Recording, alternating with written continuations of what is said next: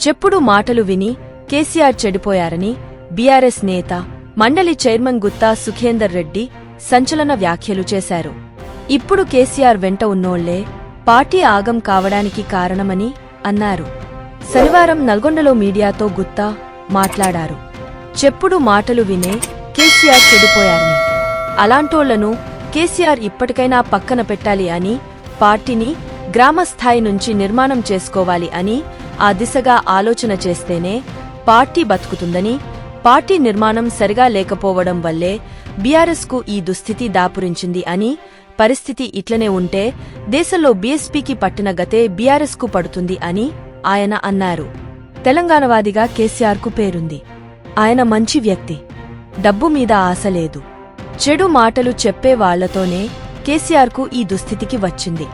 నా కొడుకు అమిత్ రాజకీయాల్లోకి రాకుండా అడ్డుకున్నది కూడా వాళ్లే. ఎంపీగా పోటీ చేయాలని పార్టీ చెప్పినా జిల్లా నేతలు సహకరించరనే పోటీ నుంచి తప్పుకోవాల్సి వచ్చింది అని చెప్పారు. తన రాజకీయ భవిష్యత్తును అమితే ప్రకటిస్తారని, తాను మాత్రం రాజ్యాంగబద్ధమైన పదవిలోనే కొనసాగుతానని స్పష్టం చేశారు. ఫ్రెండ్స్, 90% మంది వీడియో చూస్తున్నారు, కానీ సబ్స్క్రైబ్ చేసుకోవడం లేదు. మా ఈ చిన్న ప్రయత్నంకు సపోర్ట్ చేయండి.